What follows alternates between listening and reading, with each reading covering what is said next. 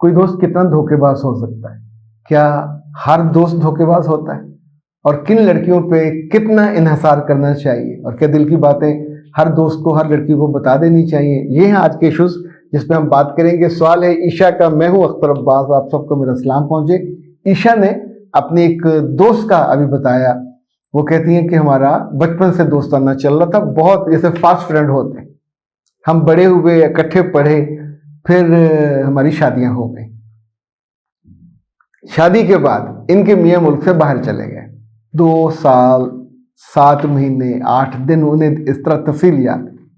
इस बीच में इन्होंने गलती की, और वो गलती की जो किसी भी समझदार, दीनदार, खुददार लड़की को नहीं करनी चाहिए। इन्होंने अपने मियां की दूरी का बहाना बना के अपने दिल को, नफ्स को ये समझाया और किसी और से दोस्ती कर ली। उस दोस्ती के नतीजे में इनसे वो गलती हुई जो गलती नहीं होती, गुनाह होता है, और ये ब्लंडर होता है। अब आप सोचिए कि इतना बड़ा ब्लंडर करने के बाद फिर जब उन्होंने तौबा, इस्तगफार सब करना शुरू किया तो दिल की तसल्ली नहीं हुई। क्या ये अक्लमंदी है कि जिस बात को दुनिया में कोई नहीं जानता, आपका दिल शर्मिंदा है, आप अल्लाह के आगे इस्तगफार कर रहे हो, और आप किसी ऐसे इंसान के पास जाके अपना दिल खोल के रखो कि जहां जरूरत नहीं। अच्छा, याद रखिएगा, ऐसी गलती जब होती है कि हम किसी को अपना राज दे देते हैं, वो राज जिस पे अल्लाह ने आपके गुनाह पे, गलती पे पर्दा रखा। रब की अजमत, रब की शान, रब की मेहरबानी को हम नहीं जानते, उसका लेवल क्या है। इंसानों के दिल छोटे होते हैं। 4 बड़े नुकसान होते हैं जो इस बच्ची ने भुगते हैं। हर इंसान, आपके कितना ही करीब क्यों ना हो, वो आपके बारे में जजमेंटल हो जाता है, और जजमेंटल होके किसी ना किसी मौके पे ताना खींच के मारता है मुंह पे, और ये मेना होता है, आपको अंदर से मार देता है, बाहर से मार देता है, रुसवा कर देता है। दूसरा, ऐसे लोग आमतौर पे कुछ अरसे के बाद मैनिपुलेट जरूर करते हैं, अपनी बातें मनवाते हैं। तीसरा, ये फिर साजिश करते हैं।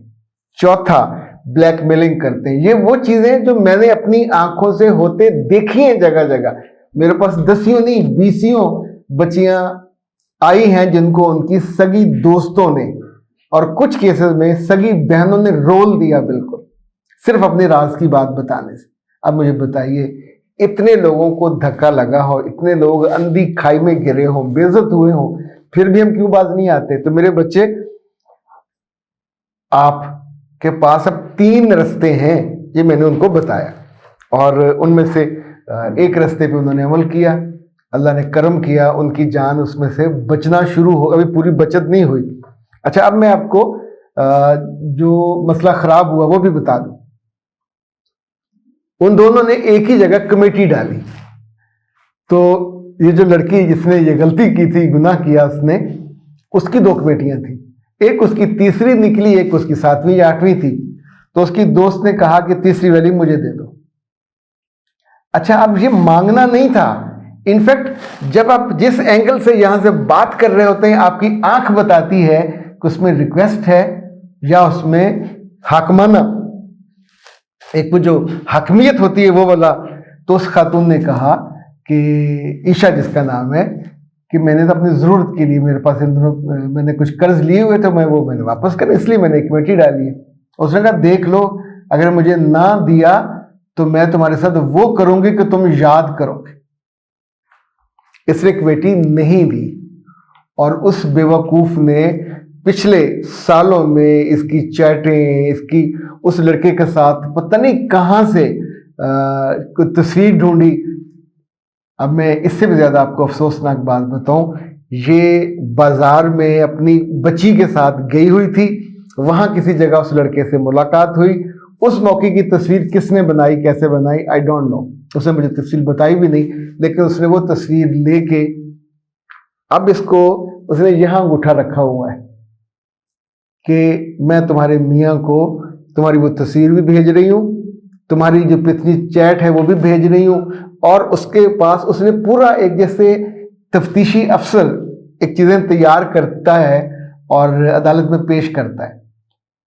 अब मैं उस केस में जो कुछ अब हम करेंगे और कर रहे हैं, वो इस वक्त आपको नहीं बता पाता اور بتا نہیں پاؤں گا کیونکہ ظاہر ہے ابھی یہ پروسیس چل رہا ہے، لیکن اس میں یہ رکھیے گا ذہن میں کہ آنے والے دنوں میں یہ لڑکی اس سے کہیں بڑی ڈیمانڈ کرنے والی ہے. یہ لازم، جب آپ بلیک میلنگ پہ اترتے ہیں تو کچھ لوگ پیسے کی ڈیمانڈ کرتے ہیں. کچھ کیسز میں میں نے ایسی گھٹیا عورتیں دیکھی ہیں کہ انہوں نے اسے کسی کے ساتھ فزیکل ہونے پہ مجبور کیا، یعنی ایک اور گناہ پہ.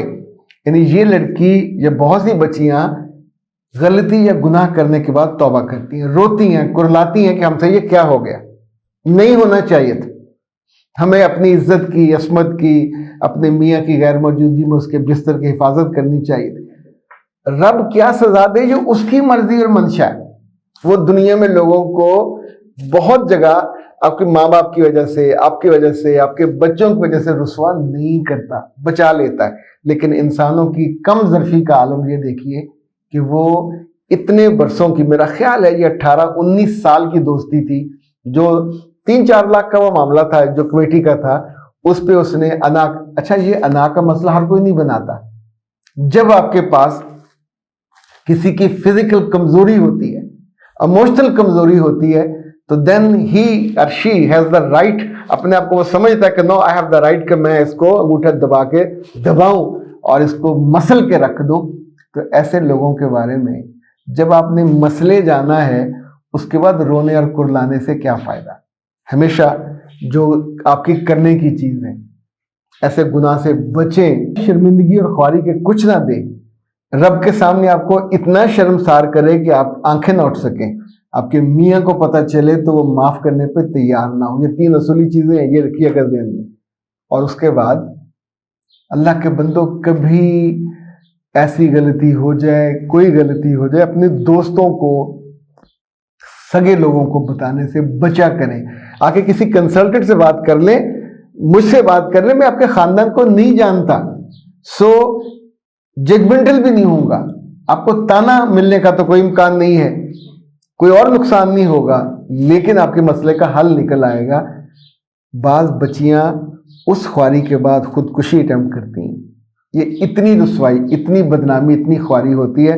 سو اصولی بات یاد رکھیں، اپنے دوستوں کو اور اپنی قریبی اعزا و اقارب کو، چاہے اپنے ہم عمر ہوں یا بڑے ہوں، جب آپ اپنی راز کی بات بتاتے ہیں، غلطی کی بات بتاتے ہیں، تو پھر سم ٹائم جو رسوائی ہے وہ دیوار پھاڑ کے آتی ہے اور آپ کے سر پہ گرتی ہے اور آپ کو لٹرلی یعنی زخم تو کرتی ہے، چور چور بھی کرتی ہے.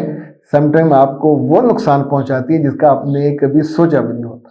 اللہ نہ کرے کبھی آپ کے ساتھ ایسا ہو، لیکن اس سے بچنا چاہیے. اس برے وقت آنے سے پہلے سنبھلنا چاہیے. اختر عباس کو دیجیے اجازت. السلام.